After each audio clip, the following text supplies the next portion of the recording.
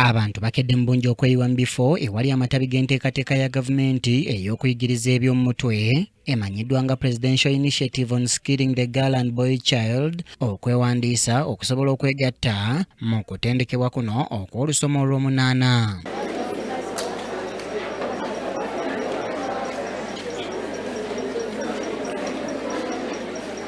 Tutuuseeko mu matabi ag'enjawulo mu Kampala okubadde Nankulabye, Makerere, Mutundu wamu ne Mulago ng'abantu yonna tusanze babooze ng'era waliwo ne be babadde basibidde ebweru.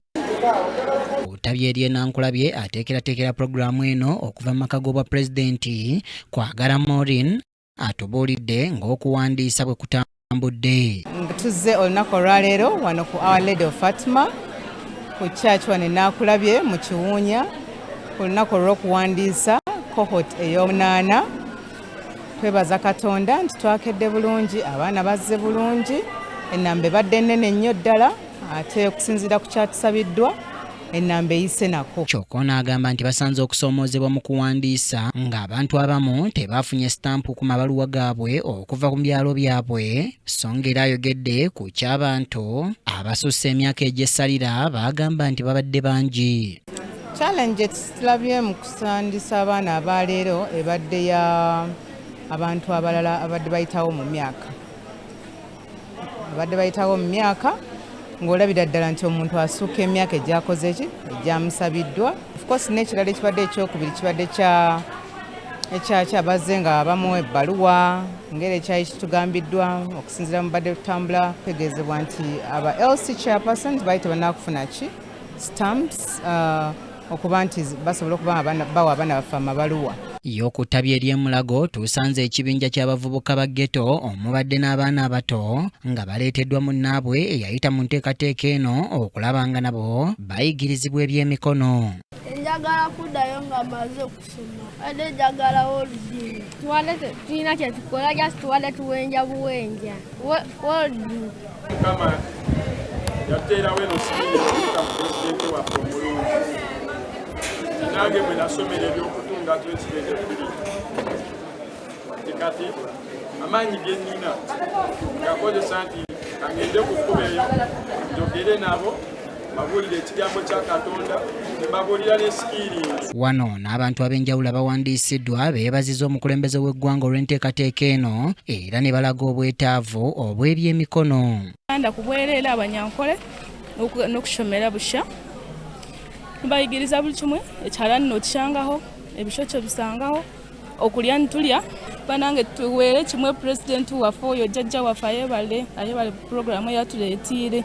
Sirina nakye mugamba naye kyensobola omugamba mweyanza nnyo nnyo nnyo nnyo nnyo n'omukyala Dr. Katana naye mweyanza nnyo n'omukyala First Lady. Nzanzidde hairdressing. This is a government program, Sylvia Center. So we should all benefit positively. Tewali byakwekwaasa nti ate they are paying this kind of money oba kino no. Faith Mirembe Katana akulira enteekateeka eno ayogedde ku muwendo gw'abawandiisiddwa ku ttabi lino era naawe ensonga lwaki buli ttabi lirina ekkomo ly'abayizi be liwandiisa. Lwaleero tuwandiisa abaana bali mu 9 n'okweyongera waggulu abagenda kusoma ezo skills 11. Tuyingiza abaana kubanga ekyoyogedde kituufu nti abaana baagala bino bangi nnyo nnyo nnyo era twandyagadde bona nga tubawuyingiza naye ensonga eriwo mu Kampala tetwazimba nga bwe tuzimbye mu industrial hubs eziri regional eziri up country. Wano tupangisa naye osanga ebifo bye tuyina bitono. Onera atubuulidde lwaki ku mulundi guno bafubye okuwandiisa abaana ba ghetto ez'enjawulo nga kyokka abakuze mu myaka abasabye enteekateeka eno okugirekera be yatunuulira. Abakadde abo tetusobola kutwala omuntu alina emyaka 45 ne tuleka ow'emyaka 17 18 ali eyo ate abantu abba kubanga ayagala kulya ayagala kubaawo.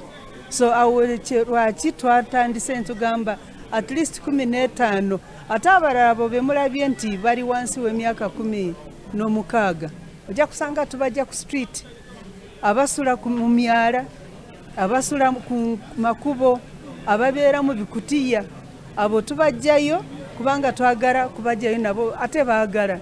Katanera asabye abantu obutatabiikiriza byabufuzi mu nteekateeka eno era wano wasinzidde n'akubiriza abantu bonna okulwana okubaako n'ekintu ky'ebyemikono kye bayiga kibayambe okusigala nga beeyimirizaawo ne bwe babeera bavudde ku mirimu gye bakozesebwa. Banange okumanya omulimo gw'omutwe kintu kikulu nnyo. Ekisooka ofuna obumanyirivu ate n'ojjayo gwe obusobozi Katonda bwe yakuteekamu mu ekyo ky'ogenda okusoma. Ate yadde kati nze ndi ku mulimu naye enkya bwe nva ku mulimu nange nina omulimu gwange ntunga ngoye ewange ninayo ekyalaani kutunga engoye nsobola kukola bukeekisi sibeera awo nti kubanga siina mulimu. Era tukiveemu ekyokulonda ekyokusoma mutwagala kukola emirimu tekyaliwo. Kati olusoma luno mu butongole lutandika ku bbalaza ya Sabbiiti ejja nga lwakumala emyezi 6. Kimuli Abdallah ne Kimera David be bakusakidde eggwire lino ku KTV Amalindi.